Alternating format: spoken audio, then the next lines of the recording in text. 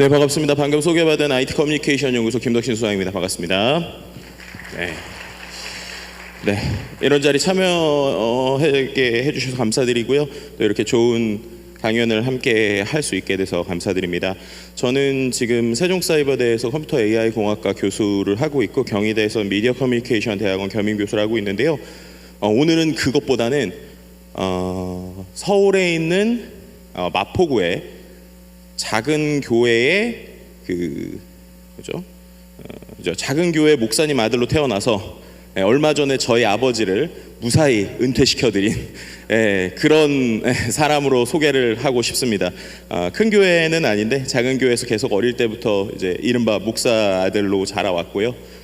처음에는 저희 아버지께서 저를 목사님으로 키울까 이제 생각을 많이 하셨다는데 제가 저희 아버님이 매일 새벽 기도마다 그렇게 울부짖으신 걸 보면서 저건 내가 못하겠다라는 생각을 했었습니다. 그런데 또 그럼에도 불구하고 이런 또 귀한 자리에서 많은 또 목사님 분들과 또 이제 장로님들께 또 새로운 기술의 변화나 또 이런 것들을 또 이렇게 말씀드릴 수 있게 되는 기회가 생기는 것 같아서 참 하나님께서는 참 여러 가지로 우리를 연결시켜 주시는구나라는 생각을 최근에 좀 많이 하게 됩니다. 저는 원래 이제 빅데이터나 다양한 SNS 속의 데이터 이런 것들을 가지고 강의나 방송 프로젝트들을 계속 진행해 왔었는데요. SBS에 그것이 알고 싶다라든지 아니면 황금알 이런 프로그램이나 이런 좀 다양한 프로그램들에서 좀 IT나 빅데이터에 관련된 이야기를 계속 해왔었습니다. 근데 이제 확실히 올해 이 챗 GPT라고 하는 게 우리 삶에 오면서 좀 많이 다른 것 같아요. 그러니까 예전에는 뭔가 이런 기술이라고 하는 거는 상당히 전문가의 영역이었다고 치면 최근에는 전문가 영역이 아니라 누구나 바라보고 누구나 쓸 수 있는 게 된 것 같습니다. 그러다 보니까 오히려 방송에서도 일반적인 경제나 IT 프로그램도 많이 부르시지만 시사 프로그램이나 뉴스 같은 데서도 이걸 과연 우리가 어떻게 써야 될까에 대해서 많은 고민을 하게 되는 것 같습니다. 근데 제가 진짜 놀랐던 게 실은 제가 그 김미경 TV에서 강의를 요즘 종종 하고 있어요. 근데 아시겠지만 김미경 TV가 이제 원래는 이제 50대, 60대 여성분들이 상당히 많이 들으시는 강의죠. 그래서 과연 저기서 챗GPT 강의를 하면 얼마나 들을까라는 게 솔직한 처음에 생각이었습니다. 근데 이제 김미경 쌤이 저한테 강의를 만들자고 그래서 어떻게 했냐면 온라인으로 3일 동안 밤마다 3시간씩 온라인 라이브 강의를 했어요. 언제부터 했냐면은 저녁 8시부터 해서 밤 11시까지 했습니다. 왜 저녁 8시에 했느냐? 그때 돼야 남편 밥 주고 아기 재우고 강의를 들을 수 있대요. 그래가지고 강의를 들었는데 놀라운 거는 내돈내산으로 강의료가 싸지 않아요. 한 사람당 20만 원씩 내셨습니다. 그래서 이렇게 많이 돈을 내고 누가 들으실까 했는데 지금까지 3회차 했거든요. 한 회차 할 때마다 한 500분씩 듣고 있으세요. 그래서 아니 이렇게 많이 들으시지? 왜 그러지? 라는 생각을 하게 됐습니다. 근데 그 중에서 이제 제가 아주 놀랐고 이게 확실히 우리가 보는 관점이 다르구나라고 느꼈던 게 뭐였냐면 제가 어느 날 수업을 하는데 어쨌든 어머님들이 수업을 들으시니까 좀 쉽게 설명을 드리려고 저희 어머님 사례를 말씀드렸어요. 제가 이제 아마 이따가도 보니까 간단하게 챗GPT 사용하는 거 영상으로 준비된 것 같은데 그거 나중에 꼭 보시고 따라 해보시면 좋을 것 같아요. 저도 저희 어머님께 챗GPT 사용법을 알려드렸습니다. 그랬더니 저희 어머니가 챗GPT한테 뭘 물어보시는 줄 아세요? 저희 아들이 초등학교 1학년인데 갑자기 챗GPT한테 초등학교 1학년 손자와 재미있게 놀 수 있는 방법 알려주세요 이렇게 물어보는 거예요. 그래도 쫙 얘가 대답을 해요. 그래서 이렇게 쓰는 거구나 라는 걸 제가 느껴서 그거를 이제 강의 때 말씀을 드렸죠. 그래서 여러분 저희 어머님이 60대 후반이 다 돼 가시는데 이렇게 잘 쓰십니다. 여러분도 잘 쓸 수 있어요. 이랬더니 갑자기 댓글에 뭐가 올라오냐면 나는 70대 중반인데? 라고 이제 댓글이 올라오는 거예요. 그래서 봤더니 어느 어머님께서 정말 그걸 수업을 들으시는 거예요. 그래서 제가 끝나고 물어봤어요. 끝나고 이 수업을 왜 들으셨어요? 라고 물어봤더니 그분이 저한테 오히려 고맙다는 거예요. 그래서 뭐가 고마워요? 이랬더니 이분이 저한테 얘기하시는 게 내 아이에게 이제 평생에 말벗이 생겼대요. 그래서 생각을 해봤더니 그래요. 얘는 새벽 2시에 얘기를 해도 대답을 다 해줍니다. 여러분들이 자다가 깨가지고요, 나 잠이 안 오는데 어떻게 이야기 들려줘? 다 얘기해 줍니다. 아들은 전화해도 안 받는데요, 챗GPT는 대답을 다 해줘요. 그래서 저도 가끔씩 죄송할 때가 있는데 그래도 어머니께 챗GPT를 소개해드리는 게 효도다 이런 생각을 하기도 합니다. 하여튼 얘는 또 뭐예요? 뭔가 우문의 현답만 해주는 게 아니라 여러분들이 아주 지혜로운 질문을 할 때 얘가 멍청한 답변을 하기도 해요. 하지만 중요한 건 답변을 한다는 겁니다. 그러니까 결국 누구에게는 이게 아주 전문가의 도구가 될 수도 있지만 어떤 사람들에게는 그냥 대화하는 아주 편안한 도구가 될 수도 있구나라는 거를 요즘에 많이 느끼는 것 같습니다. 근데 그러다 보니까 서로에 대해서 이것을 바라보는 관점이 너무 달라요. 그래서 그런 관점을 모아서 좀 책을 하나 냈는데요. 책 제목이 좀 무섭죠. 인간이 지워진다라는 책인데 내용을 보면 결국 인간이 선명해질 수 있는 이야기들에 대한 내용을 썼습니다. 그래서 이 얘기는 이따가 좀 할 거고요. 그리고 또 한 권을 더 냈는데 이건 이제 AI 2024라고 그래서 여러분들이 AI 도구입니다. 그래서 요즘에 정말 쓸 수 있는 AI가 너무 많아요. 그래서 이런 것들을 좀 같이 쓸 수 있는 뭐 이런 책들도 내게 됐습니다. 관심 있으시면 한번 보시면 좋을 것 같고요. 그래서 이제 오늘 이 생성형 AI라는 게 우리 목회나 아니면 우리의 삶에 또 우리의 신앙적 관점에서 어떤 식의 영향을 받게 될 것인가에 대해서 강의 요청을 받고 나서 이걸 좀 어떻게 설명드리면 좋을까 하다가 제가 실은 기차에서 오면서 이것저것 지금 급하게 좀 만들어 왔어요. 있던 강의 자료를 좀 날리고 새롭게 만들어 왔습니다. 먼저 좀 보여드릴게요. 일단은 우리가 생성형 AI, 챗GPT가 기존에 있던 AI와 무엇이 다른가부터 좀 이해하시면 좋을 것 같아서 제가 이런 장표를 가져왔는데요. 심플하게 생각하면 여러분들 AI 하면 챗GPT 전에 제일 먼저 떠오르셨던 게 어떤 거예요? 우리가 다 그 알파고 기억나시죠? 그죠? 알파고 같은 AI는 얘가 뭘 해준 거냐면요. 예를 들면 여러분들 유튜브 생각해 보시면 됩니다. 유튜브에서 AI가 우리에게 어떤 역할을 해줘요? 얘가 수많은 컨텐츠가 만들어진 것 중에 나에게 맞을 만한 거, 그죠? 내가 좋아할 만한 거를 추천해서 갖다 주는 역할을 합니다. 그죠? 그리고 이 AI가 산업에선 실제로 어떻게 쓰이고 있냐면 어떤 불량품을 확인하거나 사람들이 만든 것들을 구분하거나 아니면은 바둑이라고 쳤을 때 수많은 바둑의 기보를 갖고 그 다음에 둘 만한 내용들을 추천을 해주는 거예요. 그래서 기존에 있었던 AI가 해줬던 거는 사람이 만든 컨텐츠나 사람이 만든 뭔가를 AI가 많이 공부를 해서 그거를 구분해주고 추천해주는 게 AI의 역할이었습니다. 근데 생성형 AI는 반대예요. 뭐가 반대냐? 생성형 AI는 직접 얘가 뭔가를 만들어냅니다. 그러니까 기존의 AI는 뭐예요? 사람이 만든 뭔가를 얘가 구분해주고 추천해주는 역할을 했는데 생성형 AI는 얘가 스스로 뭔가를 만들어서 우리에게 준다는 겁니다. 그럼 뭘 만들까요? 예를 들면 제가 이런 걸 한번 해봤습니다. 이게 챗 GPT 화면이거든요. 챗 GPT 화면에 여러분들이 여기에다가 구구절절히 어떤 걸 쓰면 됩니다. 예를 들면 카카오톡으로 연결되어 있는 뭐 아수겁도 마찬가지예요. 구구절절히 쓰면 되는데 우리가 보통 검색이라고 하면 한 줄만 생각하시잖아요. 단어 하나. 근데 그렇지 않아요. 얘한테는 구구절절히 쓰면 됩니다. 어느 정도 구구절절히 쓰면 되냐면 이 정도까지 구구절절히 쓰셔도 돼요. 제가 뭐라고 썼냐면 한번 제가 읽어드릴게요. 얘한테 역할을 줘요. 지금부터 너는 30년 이상 목회를 해온 대한민국의 유명 목사님이야. 너는 성도들에게 사력 있고 위로의 메시지를 잘 전달해 주기로 유명해. 또 세상의 흐름 속에서 하나님의 눈을 잃지 말라는 설교의 메시지를 잘 전하기도 해. 그리고 또 너는 유명 베스트 작가야. 대단하죠? 유명 베스트셀러 작가이기도 해. 지금부터 너의 설교 내용을 모아서 책을 쓰려고 해. 그죠? 이 책을 통해서 많은 사람들이 위로받고 생활 속에서 어려움이 있을 때 신앙으로 잘 극복했으면 좋겠어. 책의 또 핵심 타겟도 얘기해줘요. 책 핵심 타겟은 대한민국 50대와 60대 여성이야. 그 다음에 얘한테 뭐라고 그래요? 책 목차부터 만들어줄래? 라고 시켜요. 그 다음에 제목도 뽑아주고 책 내용을 담은 핵심 문구도 하나 뽑아줘 까지 시킵니다. 자, 여러분들 제가 말한 거 다 기억이나 하시겠어요? 만약에 누군가에게 이렇게 얘기한다고 그러면 그만하세요 이러겠죠. 얘한테 구구절절 이렇게 얘기를 해주잖아요. 얘가 내용을 뽑아줍니다. 어떻게 뽑아주냐 한번 볼게요. 얘한테 시키면 요렇게 호로록 뽑아줍니다. 이게 실제 속도입니다. 호로록 하고 뭘 뽑죠. 그죠? 뭘 막 뽑습니다. 그죠? 막 뽑아요. 네, 막 이렇게 뽑고 핵심 문구까지 막 뽑습니다. 자, 이거 뭐라고 뽑았는지 정리했어요. 제가 얘가 이렇게 뽑은 거예요. 아까 제가 준 엄청 복잡한 내용을 갖고 뭐라고 그래요? 제목은 하나님의 사랑 우리의 안식이래요. 서문은 믿음의 여정 시작하기, 책의 목적과 목표래요. 1장 하나님의 사랑과의 크기와 길이, 2장 어려움 속에서의 믿음 강화, 3장 위로와 희망의 메시지, 4장 하나님의 눈을 향한 삶, 5장 신앙을 통한 어려움 극복 사례들, 6장 나의 믿음 이야기, 그 다음 맺은 말, 부록, 매일 기도와 성경 말씀, 그 다음에 일상적인 기도와 성경 말씀으로 믿음 유지. 그 다음에 핵심 문구를 얘가 뭐라고 뽑았냐면 우리의 어려움은 하나님의 사랑에 비추어 볼 때 작고 우리의 믿음은 어둠 속에 빛을 발하는 등 빛이다. 이 책은 하나님의 사랑을 통해 위로를 받고 믿음을 강화하며 어려움을 극복하는 여정을 안내합니다. 우리의 신앙은 우리의 안식입니다. 하나님의 눈을 향해 걸어갑시다 라고 목차를 만들었어요. 자, 어떠세요?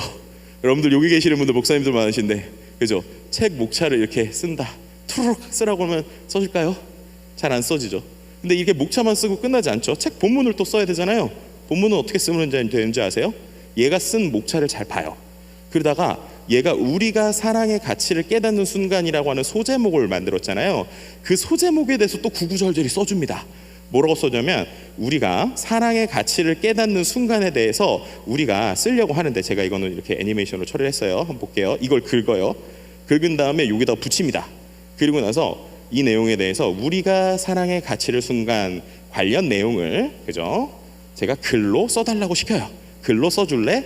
최대한 길게 써주고, 그죠? 편안하게 잘 읽힐 수 있게 써줘. 그죠? 그 다음에 성경 말씀에 예시를 함께, 그죠? 넣으면 더 좋을 것 같아. 그리고 시킵니다. 얘가 어떻게 하는 줄 아세요? 물론이라고 하면서 쭉 씁니다. 그죠? 우리의 삶은 때로는 바쁘고 어지러울 때가 있습니다. 성경에서는 사랑은 오래 참고, 사랑은 무엇보다는 어쩌고저쩌고, 우리의 믿음과 성장은 종종 경험을 통해 쫙 이렇게 씁니다. 정리를 해볼까요? 예, 이렇게 썼어요. 엄청 길죠. 우리의 삶은 때로는 바쁘고, 그럼 또 중간에 보면 고린도전서도 막 인용을 합니다. 사랑은 오래 참고, 사랑은 온유하며, 이렇게 쓰죠.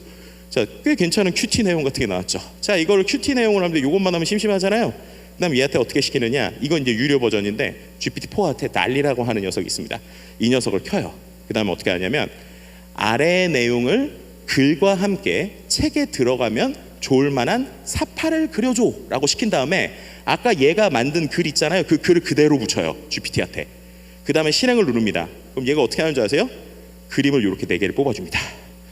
그 다음 얘가 또 뭐라고 그래요? 여기 보시는 사파들은 제시해 주시는 내용을 바탕으로 그려진 것들입니다. 각 이미지는 우리의 바쁜 삶 속에서 사랑의 가치와 의미를 강조하고 있습니다. 이러한 이미지를 통해 책의 내용을 더욱 풍부하게 전달할 수 있을 것 같습니다. 어떤 이미지가 더 마음에 드세요? 라고 물어봤죠. 근데 저는 봤는데 괜찮긴 한데 냈다 별로 마음에 안 들어요. 그럼 어떻게 하면 돼요? 얘한테 다시 시키면 됩니다. 첫 번째 그린 이미지에 하나님의 말씀을 묵상하고 서로 사랑하는 마음이 더 잘 들어갈 수 있게 추가적으로 그림을 그려줘. 카툰 스타일로 그리면 좋을 것 같아. 이게 시키거든요. 예, 어떻게 그리는지 아세요? 이렇게 그립니다. 카툰 스타일로 그려진 사파가 나왔습니다. 바쁜 도시의 거리에서 사람들이 서로 하나님의 말씀을 보고, 제가 쓴 거 아니에요. 챗GPT가 쓴 겁니다. 사랑의 빛을 나누는 모습을 포착하려고 노력했습니다. 이 이미지가 책의 내용과 잘 어울릴 것으로 생각되십니다. 마음에 드시나요? 그럼 어떻게 하면 돼요? 그래, 좋아요 한번 누르면 됩니다. 그죠? 그럼 이렇게 내용들 쫙 정리해서 카톡 메시지로 보내면 어떻게 되는 거예요? 이렇게 되는 겁니다. 그럼 여러분들도 큐티 메시지를 마음껏 만들어서, 요 이미지 제가 2장 만들었어요. 그거 다음에 또 하나 만들어줘 그랬더니 오른쪽에 있는 이미지도 만듭니다. 이렇게 제가 뭐 할까 생각하고 서울에서 오는 동안에 이렇게 한 30분 만에 후딱 다 했어요. 예, 실제로 이제 만들어지는 시간은 10분 15분이면 되는 겁니다. 자, 어떠십니까? 이게 챗 GPT예요. 이게 생성형 AI입니다. 예, 우리가 예전에처럼 뭔가 멀리 있고 미래가 아니라 지금 누구나 툭 들어와서 공짜로 쓸 수도 있고요. 그림 그리는 것도 한 달에 2만 원이면 저렇게 씁니다. 누구나 저런 걸 쓸 수 있어요. 누구나 냉정하게 말하면 비스무리한 설교 원고 쓸 수 있는 시대가 됐다는 겁니다. 자, 그게 과연 우리에게 어떤 영향을 미칠까요? 일단은 이게 어떻게 됐는지부터 간단하게 살펴보면, GPT라는 게 그 문장을 어떻게 해서 만들까? 그냥 간단하게 설명하면 빈칸 채우기입니다. 빈칸 채우기가 뭐예요? 여러분들 네이버나 여러 가지 검색에서, 유튜브에서도 마찬가지죠. 단어를 예를 들면 성경 쳐요. 그럼 그 다음에 뭐가 나와요? 자동 완성으로 뭐 성경 통독 영상, 뭐 성경 설교 영상, 이런 것들이 나오죠. 그런 것들이 어떻게 나오는 거냐면, 사람들이 검색을 성경과 관련돼서 많이 검색한 내용들을 얘가 빅데이터로 갖고 있다가, 네가 이런 걸 검색할 것 같아 라는 거를 이렇게 추천 검색어로 띄워주는 거예요. 챗GPT도 아주 쉽게 설명드리면 거의 그거랑 비슷합니다. 자기가 가지고 있는 수많은 데이터 중에 내가 쓴 문장에 다음에 나올 만한 단어들을 계속 이으면서 문장을 만드는 거예요. 자, 근데 그러다 보니까 얘가 갖는 특징이 있습니다. 예를 들면 제가 여기 계시는 분들한테 질문을 한번 드려볼게요. 이런 질문을 드립니다. 내가 조선의 땡땡이다. 뭘까요? 국모다라고 하시는 분들은 뭐예요? 다 이걸 보신 거죠. 그죠? 명성황후로 보신 분들은 국모다라고 얘기를 합니다. 자, 근데 한번 생각을 해볼게요. 미국에 있는 친구가 있어요. 미국에서 요즘에 워낙 한류가 유행이죠. 한류가 유행이라서 케이팝을 너무 좋아하는 미국 10대 친구가 있다고 생각해 봅시다. 얘는 한국어를 엄청 잘해요. 근데 한국어를 모두 다 BTS 영상을 보면서 배우냅니다. 그래서 얘는 유튜브에 있는 BTS 영상을 하나도 빠짐없이 봤어요. 그래서 한국어를 꽤 잘해요. 근데 얘가 갑자기 한국에 오고 싶어서 한국어 시험을 본다고 생각해 보세요. 자, 그럼 한국어 시험에 이런 게 나옵니다. 그래서 다음 중 네모 칸에 들어갈 말은 1번 왕이다, 2번 국모다, 3번 여왕이다, 4번 BTS다. 뭘 찍을까요? 그렇죠. BTS를 찍을 확률이 높겠죠. 정확하게 말하면 1번부터 1, 2, 3, 4가 다 뭐예요? 답이에요. 틀린 게 없어요. 우리가 말하는 문장이라는 게 그렇잖아요. 근데 얘가 가지고 있는 데이터에서는 BTS를 얘기할 확률이 높아지는 겁니다. 그렇죠. 그래서 이러한 생성형 AI를 이 기술적으로 냉정하게 얘기하면 얘는 미리 공부한 내용을 기반으로 확률적으로 다음 빈칸을 채우는 기계예요. 근데 그걸 보고 우리는 우와, 창의성이 높다라고 얘기하는 겁니다.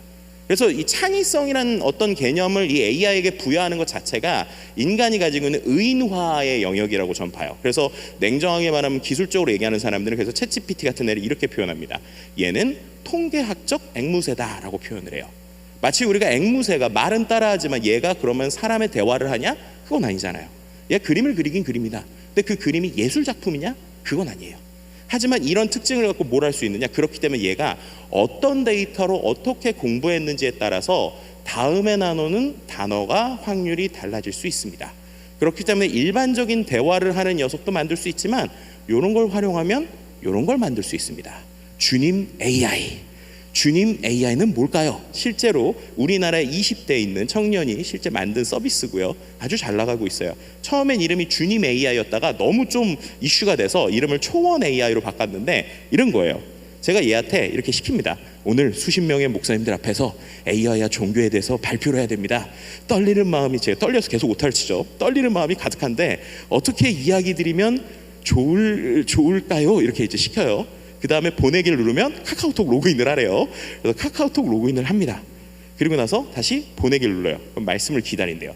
원래 한 1분 정도 걸립니다. 이렇게 해서 딱 나오면 이제 어떻게 되는 줄 아세요? 이게 답변이 도착했답니다. 봐보겠습니다. 확인하기. 그러면 두려워 말라, 내가 너와 함께함이라 말씀을 갑자기 줘요. 그러더니 질문에 대해서 자, 생명의 말씀이라고 설교 문구처럼 써줍니다. 오늘 많은 목사님들 앞에서 종교의 미래에 대해서 하면은 긴장되실 겁니다. 지혜와 지식의 궁극적인 원천은 하나님이십니다. 프레젠테이션 할 때는 명확하게 진솔하게, 또 청중과 목사님은 다릅니다. 그리스도의 사랑 안에서. 그 다음 또 성경의 해설도 쓰고 마지막에 기도문을 줍니다. 하나님 아버지, 저는 오늘 수십 명의 목사님들 앞에서 주님 저에게 힘을 주시고 발표를 통해 영광을 나타내고 주님의 나라를 선전할 수 있기 원합니다. 그럼 공유를 하면 되는 겁니다. 자, 그럼 주님 AI만 있을까요? 스님 AI도 있습니다. 스님 AI한테 똑같이 물어봅니다. 자, 이번에는 조금 타겟을 바꿔서, 자, 이번에 뭐라고 그럴까요? 오늘 수십 명의 스님들 앞에서, 그죠? AI와 종교의 미래에 대해서, 그죠? 발표를 해야 합니다. 그죠?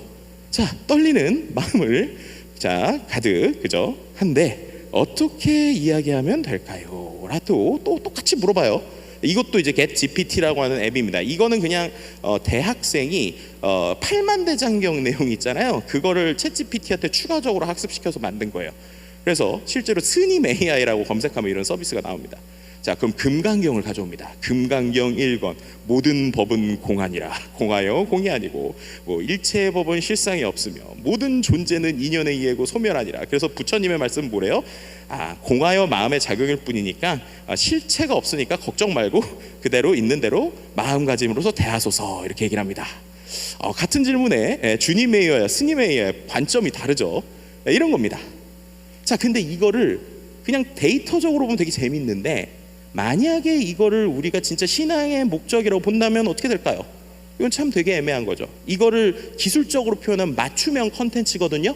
근데 맞춤형 컨텐츠가 맞춤형 말씀으로 20대들에게 다가올 수도 있겠죠.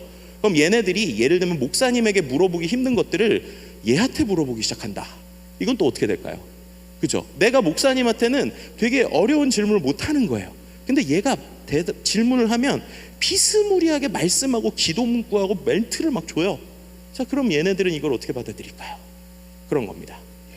자, 그 다음에 이게 이 정도 수준이냐? 그렇지 않습니다. 최근에는 이게 이제 단순히 글자뿐만 아니라 이미지와 음성을 이해하고 인지할 수 있게 바뀌고 있는데요. 이걸 이른바 멀티모달이라고 표현을 합니다. 그럼 뭘 할 수 있느냐? 예를 들면 이런 걸 해요. 이게 뭐냐면 GPT-4인데요. 이것도 여러분들이 유료로 쓸 수 있습니다.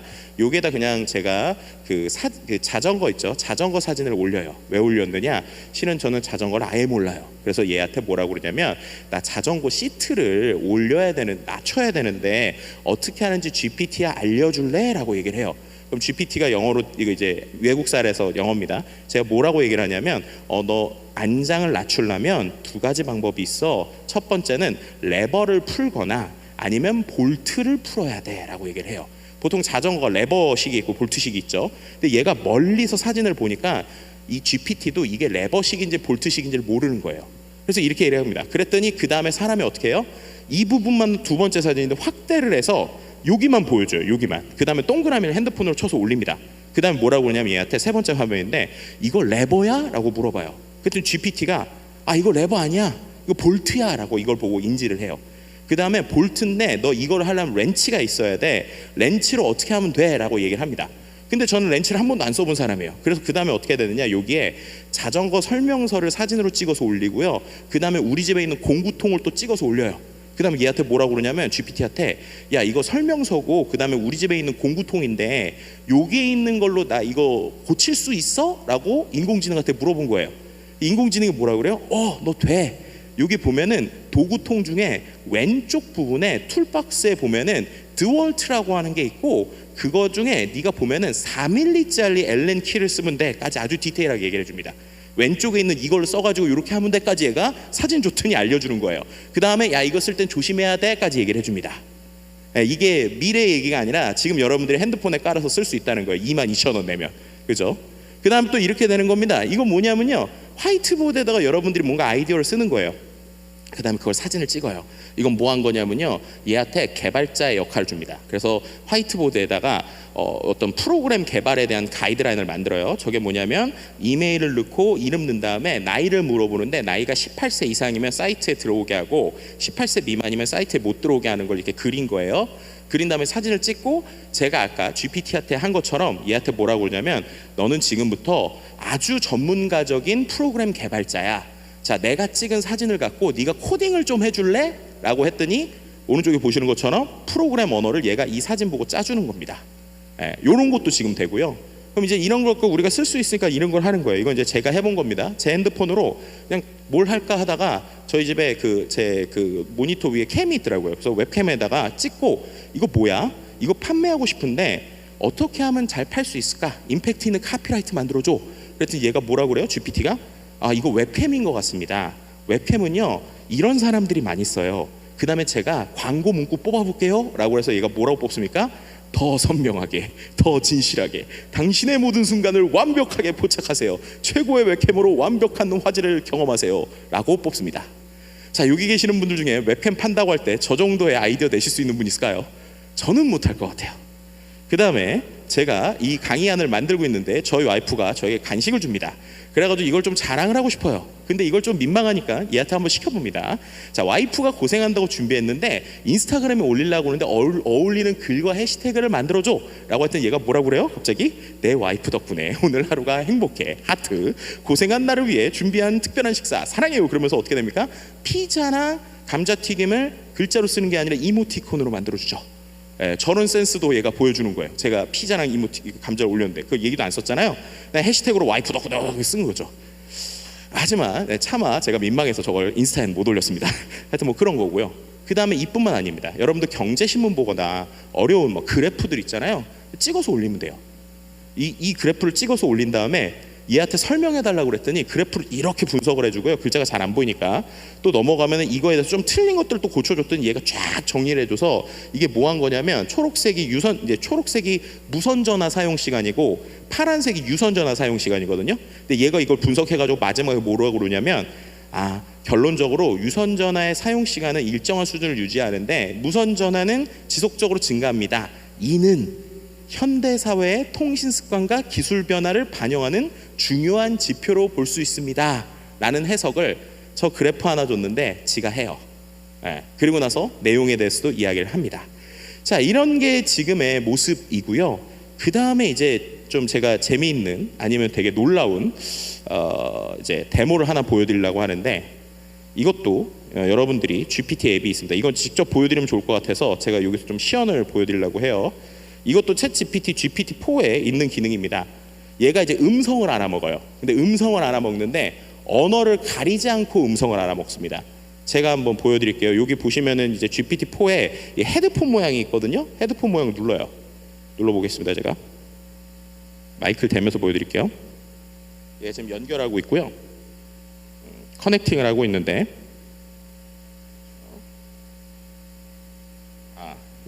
혹시 이런 것들은 시연을 하려고 하면 잘 안 됩니다. 그죠?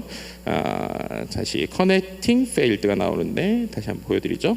자, GPT-4한테 기본적으로 뭘 하려고 하는 거냐면요, 얘한테 영어를 얘기하거나 아니면 일본어를 얘기하거나 중국어를 얘기하게 시키는 거예요. 그렇죠? 이게 지금 지금 잘 안 되네요. 잘 안 되니까 그것보다 또 놀라운 걸 또 하나 보여드리면 됩니다. 원래 이렇게 보여드리려고 하는데 얘가 뭘 하냐면, 기본적으로 여러분들이 한국어로 얘기하면서 영어로 뭔가를 얘기해달라고 하거나 한국어로 얘기하면서 일본어로 얘기해달라고 하면 지가 알아서 언어를 막 바꿔요. 그러면서 어떻게 되느냐, 마지막에는 여러분들이 영어 선생님 같이 세팅을 할 수 있습니다. 이따 Q&A 때 되면 한 번 더 보여드릴게요. 근데 이렇게 그냥 단순히 언어만 얘기하는 게 아니라, 제가 가장 요즘에 놀라는 기술이 이건데요, 언어의 장벽이 이제 없어지고 있어요. 언어의 장벽이 없어진다는 게 뭡니까? 여기 계시는 분들이 한국어를 잘하신다고 할 수 있죠. 근데 영어나 일본어 이런 거 못할 수도 있고, 혹은 내가 한국어로 실제 내 몸이 못 가거나 영상을 만들어야 될 때도 있잖아요. 몇만 원만 투자하면 이런 게 됩니다. 이거는 이제 그 헤이젠이라고 하는 앱인데, 제가 어떻게 한 거냐면요, 그냥 제 영상을 아이폰으로 한 3분 정도 찍어요. 그 다음에 아무것도 그냥 아무 말 대잔치를 합니다. 그 다음부터는 이 서비스에 올려놓은 다음에 승인을 받으면 제가 이렇게 글자를 씁니다. 제가 여기다가 뭐 안녕하세요, 저는 김딕션 교수입니다, 뭐 이런 식으로 제 어떤 아바타에 대한 얘기를 써요, 텍스트로. 그 다음에 실행을 딱 누르면 2분 정도 시간이 걸리면 이렇게 됩니다. 한번 보여드릴게요. 안녕하세요, 저는 김덕진 교수입니다. 오늘은 제 아바타인 딕션 킴 교수가 저 대신 발표를 하고 있습니다.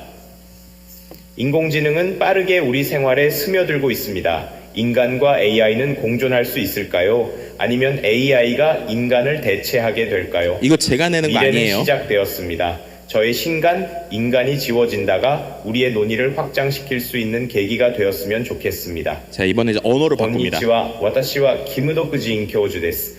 今日は私のアバターであるディクショニング・キム教授が発表をしています。人工知能は急速に私たちの生活に浸透しています。人間と AI は共存できるのでしょうか？それとも AIが人間にくっつけて終わるのでしょうか？ワイライハしまっています。Bonjour, je suis le professeur Dukjin Kim. Aujourd'hui, mon avatar, le professeur Diction Kim, fait une présentation en mon nom.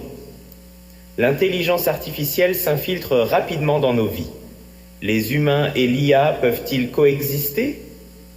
Hello, I'm Professor Dukjin Kim. Today, my avatar, Professor Diction Kim, is presenting on my behalf. Artificial intelligence is rapidly infiltrating our lives. Can humans and AI coexist, or will AI replace humans? The future has begun. 마지막 大家 중국어. 好，我是金德珍教授。今天我的化身 Diction Kim 教授将代表我发表演讲。人工智能正在迅速渗透我们的生活。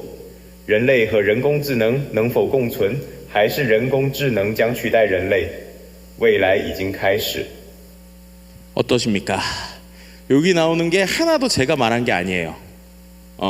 어떻게 된 거예요? 아까 보신 것처럼 3분 정도 제가 그냥 화면에다가 안녕하세요, 저 김덕진 교수인데요, 아무 말 대잔치를 하겠습니다 이러면서 제 목소리하고 제스처를 학습시킨 다음에 그 툴에다가 넣고 한 30분 정도 렌더링 하면은 그 다음에 제가 한국어 넣으면 얘가 한국어로 입을 맞춰주죠. 영어도 제가 쓴 거 아니죠. 번역기 돌린 거죠. 번역기 돌려서 영어 넣으면 저렇게 나오고요. 일본어도 저 하나도 못합니다. 일본어 제가 저렇게 하면 아, 내가 일본어를 저렇게 하겠구나 라는 거를 저도 되게 오래 보고 있었어요. 그죠? 야, 톤도 저렇게 돼? 일본어를 배워볼까? 뭐 이런 생각을 하기도 했었는데, 저거 다 만드는데 한 2시간 안 걸렸고요. 실제로 렌더링 한 다음에 저거 하나하나 만드는데 5분이면 되고요. 저거 30초짜리 하나 만드는데 1,000원 듭니다. 1,000원. 예. 그럼 여러분들이 언어라는 게 어떻게 될까요? 그죠? 이게 누구나 쓸 수 있는 시대가 이미 된 거예요. 그리고 조만간 유튜브 여러분들 아시죠? 유튜브의 언어의 장벽이 내년에 깨집니다. 수많은 지금 연구 단계에 들어갔고 이미 몇 명 테스트가 하고 있는데요. 외국 유튜버들이 외국 거라서 우리가 못 보잖아요. 근데 그 사람들이 한국어 입모양으로 한국어로 말하는 기술이 지금 구글이 거의 다 만들었어요. 내년 되면 이제 우리가 외국에 있는 외국 목사님들의 설교를 한국어로 얘기하고 혹은 우리가 하는 어떠한 내용들을 일본어, 중국어로 막 할 수 있는 시대가 옵니다. 돈도 많이 안 들고요. 라디오 팟캐스트도 지금 내년이면 다 풀려요. 자, 이 참 신기한 시대죠. 놀라운 건 이 모든 게 1년 안에 됐다는 거예요. 1년 안에. 예. 생성형 AI라는 게 챗GPT 여러분들 작년에 말해 들으셨잖아요. 1년 안에 이런 기술의 변화가 다 왔습니다. 바벨탑 떠오르시죠? 이거 바벨탑 인간이 다시 쌓는 거 아닌가 이런 생각이 저는 진짜로 막 요즘 많이 들어요. 생성형 AI와 함께하는 시대가 인간이 지워질까요? 선명할까요? 일단은 이게 지금 노동계에서 상당한 영향력들이 있습니다. 예를 들면은 실제로 이렇게 작가들 같은 경우가 파업을 엄청 오래 하다가 얼마 전에 끝났어요. 왜냐하면은 AI가 이렇게 자기네 작가 내용 학습해서 할 수 있잖아요. 설교 내용 학습해가지고 저 사람의 설교 스타일로 만드는 거 일도 아닙니다. 그렇죠? 그 다음에 배우들 아까 보시면 한 번 학습시켜 놓으면 내가 원할 때 단어 맘대로 쓰면 광고에 막 출연시킬 수 있겠죠. 그래서 지금 배우협회 같은 경우는 여전히 소송 중입니다. 그리고 또 목소리도 마찬가지죠. 아까처럼 되니까 죽은 성우를 다시 되살려가지고 그 사람의 그 목소리로 영상을 다시 찍어서 문제가 되는 경우들이 지금 이미 생기고 있어요. 그리고 이런 것들이 온전한 데만 쓰이지 않죠. 가짜 뉴스 만드는 거 너무 쉽습니다. 톰 행크스도 당했어요. 해외에서는 실제로 이런 것들이 나옵니다. 인스타그램에 광고가 나오는데 나도 모르는 광고가 나오는 거예요. 내가 갑자기 치과 광고에 나오고 내가 갑자기 다이어트 광고에 나와서 저 약이 다이어트에 좋습니다라고 하는 시대입니다. 우리가 좋든 싫든 이미 AI는 우리의 삶에 엄청나게 스며들고 있고요. 그런 속도가 너무 빨라서 지금 이러한 연예인들이나 유명인들조차도 이걸 어떻게 해야 될지 모르는 상황이 냉정하지만 지금의 상황입니다. 자, 이런 생성형 인공지능과 함께하는 우리의 삶을 어떻게 살아야 될까요? 그래서 그런 관점에서 종교의 미래, 노동의 미래, 개발의 미래, 창의성의 미래에 대해서 수많은 전문가분들하고 토론을 하면서 이제 인간이 지어진다는 책을 썼는데요. 거기에서 이제 종교 얘기만 좀 오늘 좀 해보도록 하겠습니다. 종교라는 게 과연 무엇일까에 대해서 저 역시도 아까 말씀드린 대로 목사님 아들로 계속 자라면서 좀 많이 느꼈던 것 같아요. 뭐냐면은 교회와 교회 생활, 신앙과 신앙생활이 다르다라는 걸 많이 느끼게 됩니다. 우리가 일반적으로 신앙을 갖는 것과 모이는 것은 다르는데 결국에는 진정한 신앙이라는 것은 우리가 의지할 공동체 그리고 마음속으로 깊은 생각을 기지는 기도가 가치가 있는 것이 아닐까라는 생각을 해요. 하지만 이제 우리가 생각을 해볼 때 얘가 그냥 기계적으로 얘기해 주는 거는 충분히 할 수 있다는 거죠. 근데 얘는 영성이 없다는 거예요. 그렇다면 우리가 두려워할 게 아닌데 왜 종교계에선 두려워하냐, 이게 참 중요한 포인트인 것 같습니다. 실제로 지금 말씀드린 것처럼 오히려 이런 생성형 AI가 종교에 미치는 영향에 대해서 일반적인 성도들보다 어떠한 종교 지도자, 이건 꼭 기독교뿐만이 아니에요. 불교든 천주교든 다 똑같습니다. 그래서 그런 데들이 다 오히려 종교 지도자들이 이런 거에 대한 두려움을 가져요. 마치 이거는 조금 극도로 비유를 하면 인쇄라고 하는 게 생기면서 성경이 누구에게나 주어졌을 때 그것이 과연 이제 결국 종교 개혁으로 이어졌었던 그런 변화 같은 느낌이 저는 개인적으로 좀 들기도 합니다. 그런데도 분명히 아까 말씀드린 대로 AI는 통계학적 앵무새예요. AI를 만든 것도 하나님 뜻이겠죠. 그럼 이게 과연 우리에게 어떠한 의미를 줄 것인가에 대해서 생각을 해보게 됩니다. 그래서 여기서 이제 우리가 좀 생각할 수 있는 건 두 가지 관점인데, 성도들이 지금 원하고 성도들이 듣는 것이 종교의 진리일까 아니면 맞춤형 설교일까 라는 것들에 대한 좀 고민이 지금 이제 되는 시대인 것 같습니다. 진리를 추구하는 것일까 위로와 편함을 추구하는 것일까. 근데 위로와 편함은 아까 보신 것처럼 이제 맞춤형으로 다 해주거든요. 멘트를 엄청 잘 써줘요. 거기다 목소리도 다 해줘요. 얘기도 해줘요. 그렇다면 과연 위로와 편함을 주는 종교가 살아남을 것인가? 아니면 원래 종교가 갖는 진리의 근원에 대한, 특히나 기독교가 갖는 어떻게 보면 배척당할 정도의 그 진리의 추구가 과연 맞는 것일까? 라는 생각이 드는 거죠. 마찬가지로 설교자들 입장에서도 우리의 관점이 진리의 추구인가 아니면 위로와 편함을 주는 것일까 라는 것이 결국 그 사람들에게 얻는 두려움이나 써보면서 느끼는 이런 게 아닐까라는 생각을 하게 됩니다. 그래서 이런 부분에 있어서 좀 고민이 되는 부분이 있고요. 그다음 이거는 약간 좀 여담인데 이제 그 실제로 기술에서 극도의 기술을 추구하시는 분들은 이런 생각도 해요. 진짜로 로봇이 사람처럼 되는 이른바 포스트 휴먼의 시대에 대한 고민들도 합니다. 근데 여기서 포인트는 포스트 휴먼이든 생성형 AI가 진짜 로봇처럼 되려면 고통에 대한 인지가 필요하다는 얘기를 많이 해요. 그러니까 결국 고통을 느끼는 거는 공감이라는 거거든요. 그러니까 과연 로봇이 정말로 고통을 느낄 수 있는 시대, 그러니까 고통의 방식이 사람과 다를 수도 있죠. 하지만 고통을 느낄 수 있는 시대가 온다면 정말로 메타인지가 올 수도 있지만, 그게 아니라면 정말 이 로봇이 아니면 기계가 인간을 대체하기는 쉽지 않다라고 하는 것들이 지금의 이러한 기술학자들의 좀 논의 중에 하나입니다. 그래서 결국에는 이런 부분에 있어서 과연 AI의 발전 속에서 우리가 무엇을 해야 될 것인가에 대한 종교의 좀 이야기에 좀 발제를 드렸고요. 그럼 이제 우리가 뭘 해야 되는가? 인공지능 시대에는 그래서 좋은 질문을 만드는 사람이 세상을 이끌 것이다 라는 것들이 이제 우리의 이야기들입니다. 좋은 질문이라는 게 뭘까요? 결국에는 우리가 아까 보신 것처럼 챗GPT가 뭔가 우리가 질문하면 대답을 해주잖아요, 그죠? 그럼 질문을 하는 게 사람의 역할이겠죠. 그럼 좋은 질문이라는 건 뭐예요? 결국엔 좋은 답을 찾을 수 있게 명확한 디렉션을 주는 게 인간의 역할이겠죠. 그래서 인간의 인공지능에 던져줄 좋은 질문을 해주는 것이 인간이 가져야 될 좀 근원적인 방식이다라는 이야기를 드리고 싶습니다. 근데 아직도 우리는 학교에서 죽어라 답만 배우는 수업을 하고 있죠. 좀 안타까운 이야기입니다. 그래서 이런 부분에 있어서 결국에는 우리는 창의적이고 필요한 질문자가 되어야지만 생존하고 일자리를 지킬 수 있다는 것이고요. 그리고 그것을 위해서는 많은 시도를 해봐야 됩니다. 왜냐하면 아까처럼 챗GPT 2만 얼마면 되는 시대예요. 나중엔 비싸질 수 있어요. 하지만 지금은 그렇지 않습니다. 지금 써봐야 돼요. 왜 써봐야 되느냐? 해보니까 되던데요? 라는 걸 익혀야 되는 시기입니다. 시도해보고 방법을 갖는 것이죠. 왜냐하면 이렇게 되면 오히려 창작 파트너가 될 수 있거든요.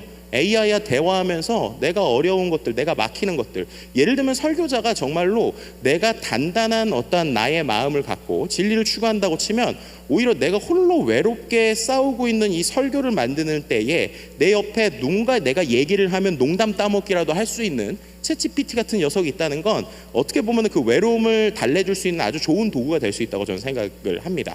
저 역시도 연구할 때 이제 혼자서 심심하면 괜히 얘한테 생뚱맞게 야 내가 이럴 때 과연 사람들이 어떤 질문을 할까? 뭐 이렇게 내용을 막 던져주면서 막 이렇게 던지기도 하거든요. 그런 것들이 좀 필요한 시대가 됐다 이렇게 말씀드릴 수 있을 것 같습니다. 거의 마지막으로 오고 있는데요. 그래서 그럼 이런 시대에 AI의 창의력이라는 게 무엇일까? AI 시대에 우리가 가져야 할 창의력이 무엇일까? 저는 이제 일단 인간의 언어로 치면 세상의 언어로 치면 줏대라고 생각합니다. 줏대라는 게 자기의 처지와 생각을 꿋꿋하게 지키고 내세우는 기질이죠. 이게 뭐예요? 뭘 하고자 하는지에 대한 명확한 목표가 있어야 된다는 거예요. 왜냐하면 아까 말씀드린 대로 생성형 AI는 내가 질문 주면 답변을 다 하고 이것저것 이미지를 만듭니다. 근데 이것도 만들고 저것도 만들고 막 비슷하게 만들거든요. 그러면서 오히려 AI가 저희한테 주인님 그럼 그 중에서 제가 뭘 선택하면 될까요? 선택은 당신이 해주세요 라고 얘기를 하는데 우리가 선택을 못하면 결국 그 선택의 권한도 AI한테 줄 수 있다는 거예요. 그럼 그냥 네가 추천해서 해봐 라고 하면은 그럼 인간이 할 게 없는 거죠. 그렇죠? 랜덤으로 등장할 때 생산물에 휘말릴 수밖에 없다는 겁니다. 그래서 인간이 가진 어떤 나만의 가치관이나 고유의 생각을 얼마나 유지하고 밀어붙이고 버틸 수 있느냐라는 게 중요하다는 것이고요. 그래서 창의라는 게 결국 새로운 의견을 생각해내는 건데 생성형 AI 시대의 새로움이라는 건 결국에는 새로운 관계없는 것들을 잇는 이런 것들이 창의가 아닐까 싶습니다. 마지막 장표인데요. 그럼 이게 과연 세상의 언어를 하나님의 언어로 바꾸면 뭘까? 전 이게 진짜 비전과 미션의 중요성이라고 생각해요. 그러니까 되게 안타까워요. 왜냐하면 저는 스타트업들 되게 많이 만나거든요. 스타트업들이 다 요즘 이런 얘기를 합니다. 관계없는 것을 이룰 수 있는 영감, 비전, 미션. 기업의 비전이 뭐냐? 스타트업의 미션이 뭐냐? 네가 가지는 개인의 영감이 뭐냐? 라는 얘기를 밖에서 해요. 왜 세상에서는 기독교의 언어를 배우고 크리스찬의 생활인 묵상하고 소모임하는 것을 벤치마킹 하는데 왜 우리는 그것을 지키지 못할까요? 이런 부분에 있어서 우리가 좀 고민이 필요하고 오히려 AI는 우리에게 근원적인 얘기를 더 하는 시대인 것 같습니다. 이 이미지를 좀 기억해 주시면 좋겠어요. Humans are hooked, machines are learning 이라는 멘트인데요. 이게 뭐냐면 인간은 낚이고 그죠? 기계는 공부한다 라는 겁니다. 이런 장면 우리가 많이 보시죠. 실제로 얘는 멍하니 있는 우리들을 보면서 더 공부하고 있는데 우리는 오히려 기계처럼 더 멍해지는 게 아닌가 라는 생각이 듭니다. 인간이 보색에 추월당하고 싶지 않다면 인간 스스로 보처럼 행동하는 걸 멈추고 오히려 우리가 원래 가져야 될 것들을 해야 되는 것이 아닌가라는 얘기를 인공지능이 우리에게 하고 있다라는 이야기로 오늘의 좀 말씀을 마무리하고 싶습니다. 경청해 주셔서 고맙습니다.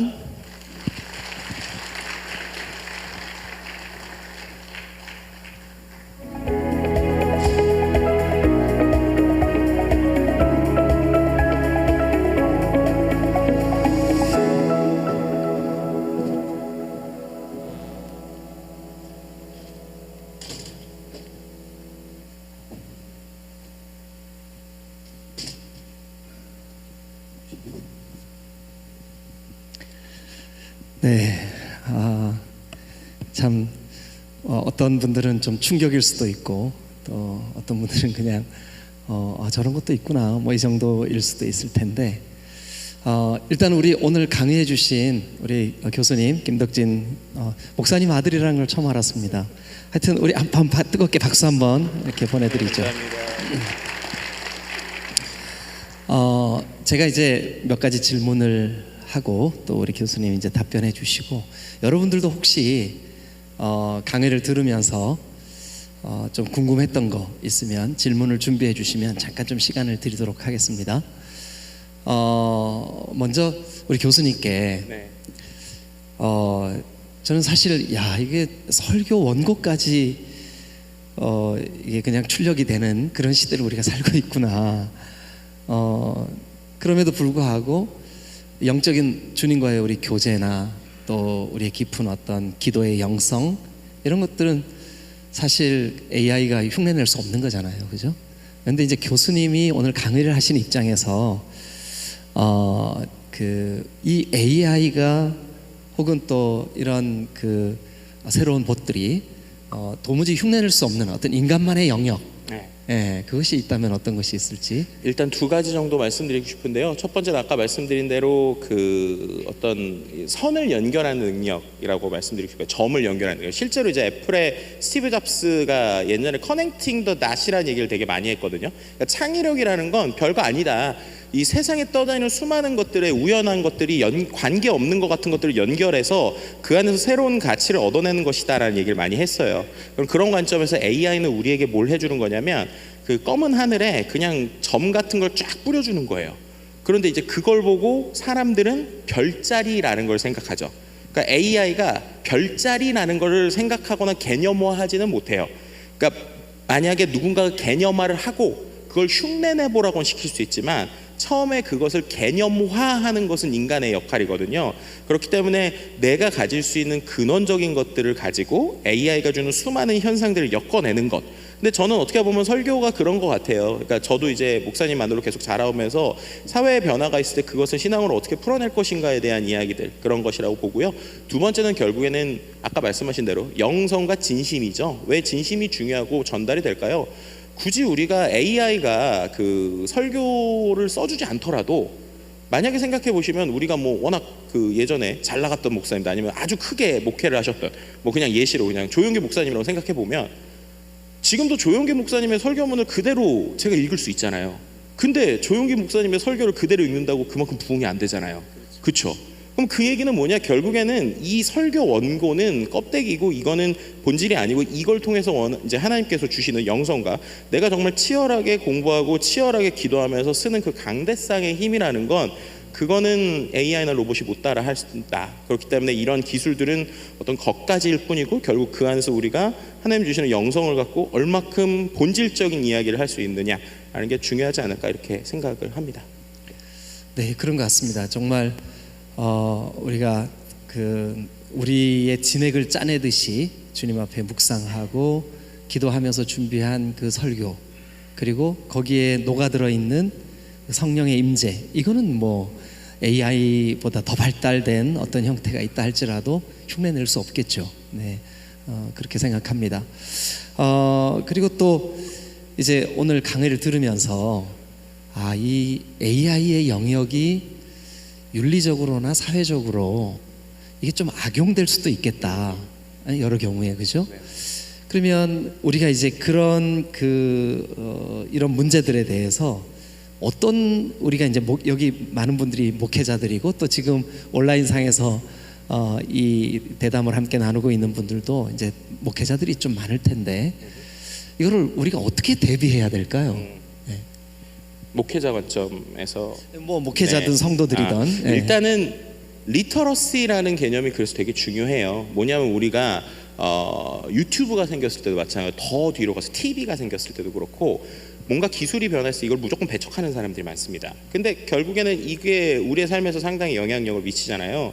지금도 유튜브를 보면 유튜브를 아주 잘 쓰는 사람들은 그걸 갖고 뭐 선교의 도구도 될 수 있고 교육용으로도 쓸 수 있고 정말 많은 걸 배우기도 합니다.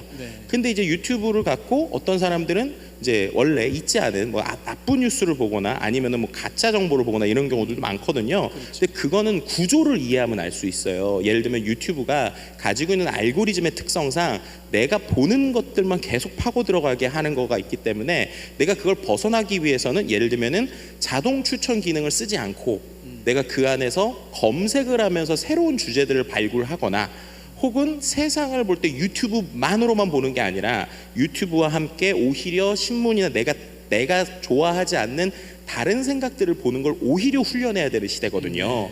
그런 것처럼 AI도 오늘 같은 강의를 여러분들 들으시면서 야 얘가 저기까지 되네? 여기까지 되네? 이런 것도 되네? 그렇다면 그 안에서 우리에게 주어지는 게 무조건 뭐 방송에서 나오고 뭐 한다고 참이 아니고 이런 것들에서 비판할 수 있는 기본적인 사고, 이게 이제 제일 중요한 것 같습니다. 그래서 개인의 입장에서는 어떠한 새로운 것들을 바라볼 때 이것을 그냥 그게 맞구나가 아니라 이거를 고민하고 치열하게 볼 수 있는 비판적 사고가 상당히 중요하고요.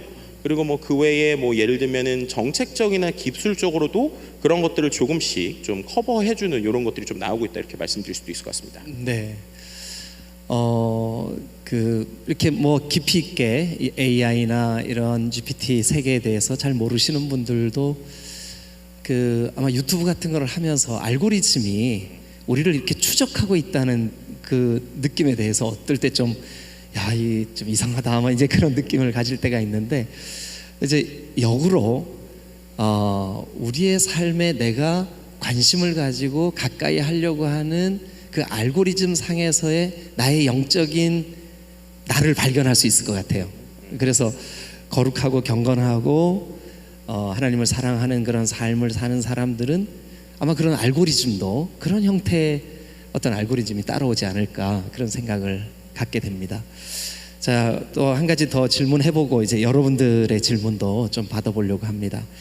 그 AI가 이제 인간이 가지고 있는 다양한 어떤 직업, 또 하는 일들, 이런 것들을 이제 많은 부분 이게 대체하고 있잖아요.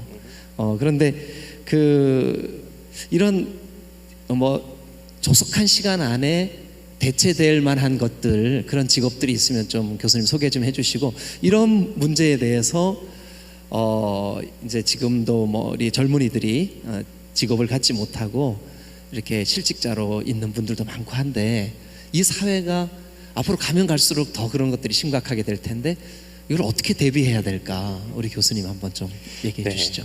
아주 어렵지만 해야 되는 이야기인데요. 일단은 결론부터 말씀드리면 수많은 AI 연구자들이 얘기하는 말이 있습니다. AI가 사람을 대체하는 게 아니라 AI를 활용하는 사람이 그렇지 않은 사람을 대체할 것이다 라고 얘기를 해요.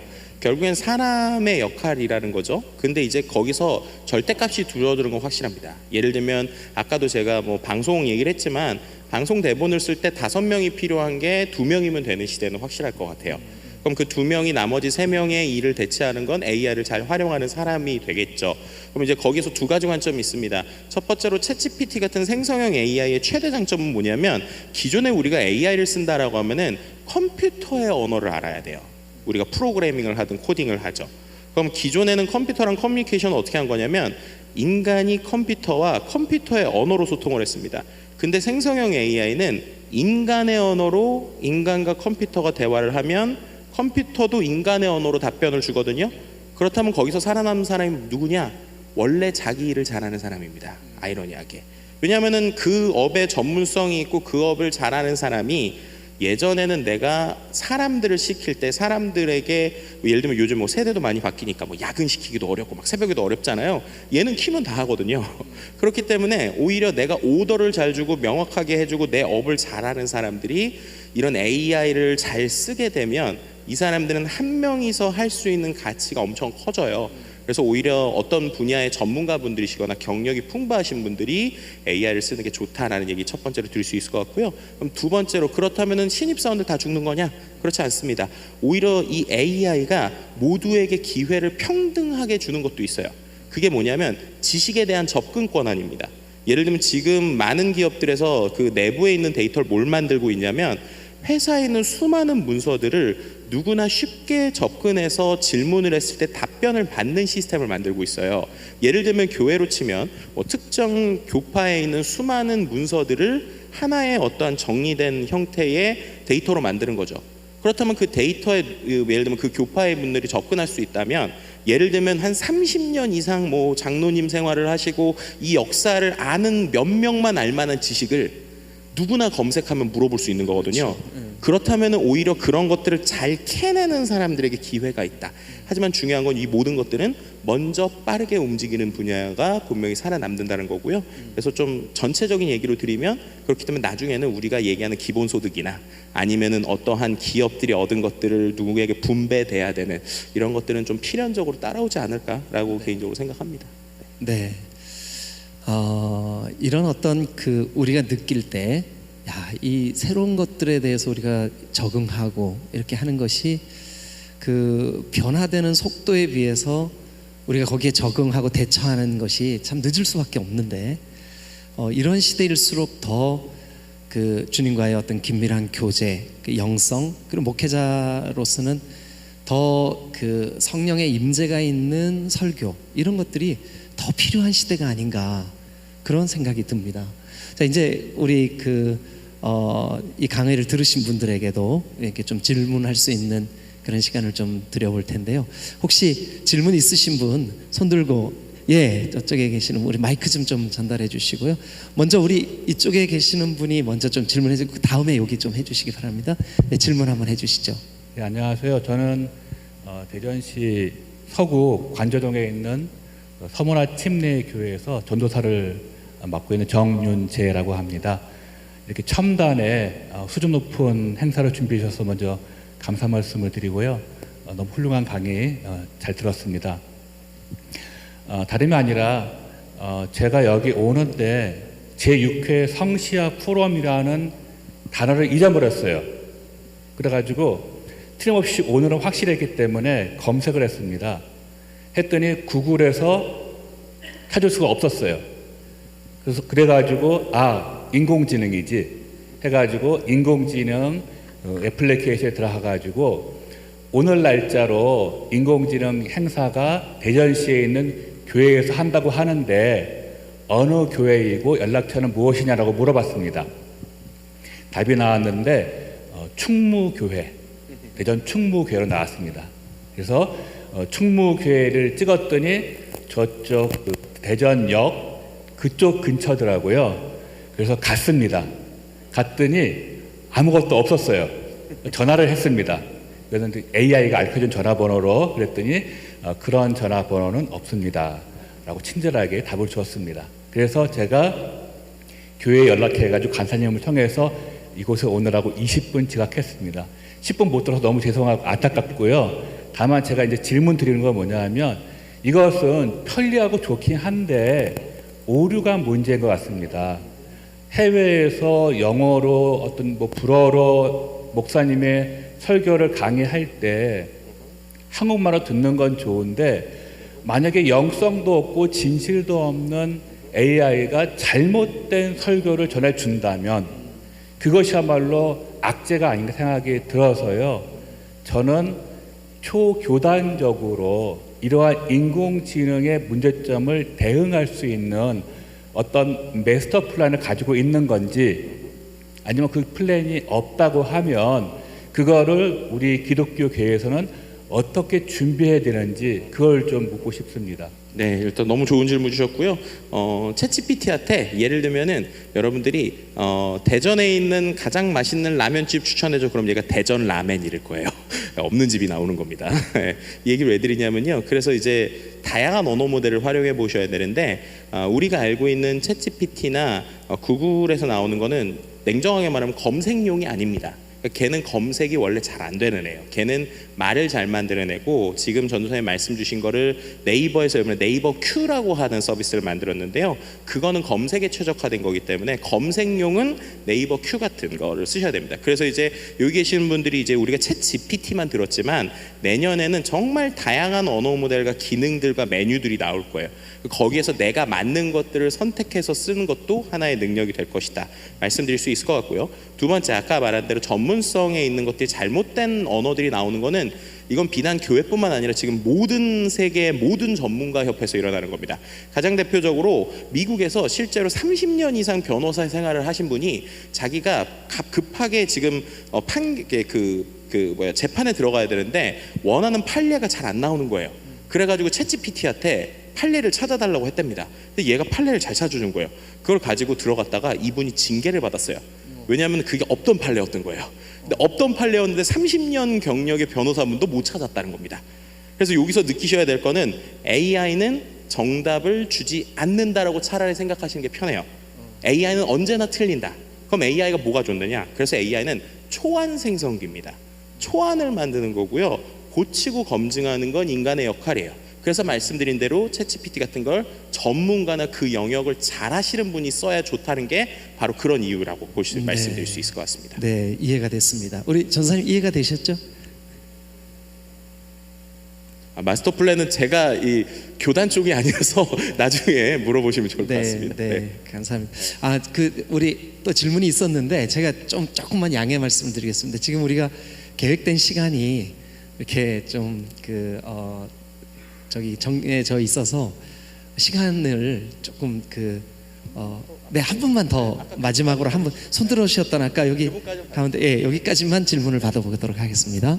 대전성수야운동본부 부회장 이재선 목사고요. 현재 목회도 하고 있지만은 궁금한 게 있어서 제가 여쭤보려고 합니다. 가장 중요한 게 영성이겠죠. 성령 임재가 없는 설교는 무슨 소용이 있겠습니까? 저도 한번 해보니까 설교가 그냥 쫙 나와요. 그거 갖고 얘기하면 아까 앵무새 같은 얘기밖에 안 될 것 같고, 저는 지금 윤리적인 문제하고 양심적인 문제를 한번 접근해서 한번 여쭤보고 싶습니다. 제가 이제 책을 읽고 요약해서 이제 칼럼 형식으로 이렇게 신문에다 이렇게 게재도 하고 그렇거든요. 그래서 만에 하나 책을 한 권을 읽은 다음에 제가 인공지능에다 물었습니다. 요 책의 요약을 좀 해줘. 내가 궁금해. 느낀 점, 이렇게 어떻게든 비전적인 얘기를 좀 들려주는 소망의 메시지 좀 알려줘 해서 그 책을 요약을 했어요. 그걸 갖고 내가 신문에 게재를 한다거나 또는 학문을 연구하다가 책을 하면서 여러 가지 좀 궁금한 것들이 있을 거 아니에요. 그래서 이제 AI에게 계속 물어가지고 내용들을 쭉 해서 논문에다 그걸 내가 인용을 한다고 한다면 그거를 내 걸로 인용이 되는 것인지 아니면 그게 법적으로나 표절적인 문제가 없는 것인지 네. 정말로 그게 궁금해서 한번 여쭤보고 네, 중요한 포인트 주셨는데요. 일단 말씀드리면 아직까지 기술적으로 막는 게 어렵습니다. 그러니까 여러 가지 카피킬러나 막는데요, 안 되고요. 지금은 결국 양심에 의존하는 게 냉정한 상황이고요. 기술이 있어봤자 또 뚫는 기술이 나오기 때문에 결국에 연구자의 역할이고, 결국 그렇다면 내가 그런 복제된 거를 뛰어넘는 나만의 지식을 갖는 것들이 중요해지는 시대다. 그래서 이런 지식에 대한 변화들도 근원적인 변화들이 계속 일어나고 있다, 이렇게 말씀드릴 수 있을 것 같습니다. 네, 여기까지 질문을 받아보도록 하겠습니다. 우리 김덕진 교수님의 강의를 들으면서 이것은 피할 수 없는 시대의 흐름이구나. 그러면 우리가 이것을 두려워하거나 피할 것이 아니라 어떻게 하나님의 영광을 위해서 더 잘 사용할까. 그러면 이제 지금 두 번째 질문해 주신 우리 목사님의 질문처럼 지금이야말로 우리의 양심과 그리고 또 주님과의 관계 속에서 요구되는 영성, 그게 더 필요한 시대가 아닌가, 그런 생각이 듭니다. 자, 우리 한 번만 더 마지막으로 우리 김덕진 교수님에게 박수 한번 보내드리겠습니다. 수고하셨습니다. 감사합니다.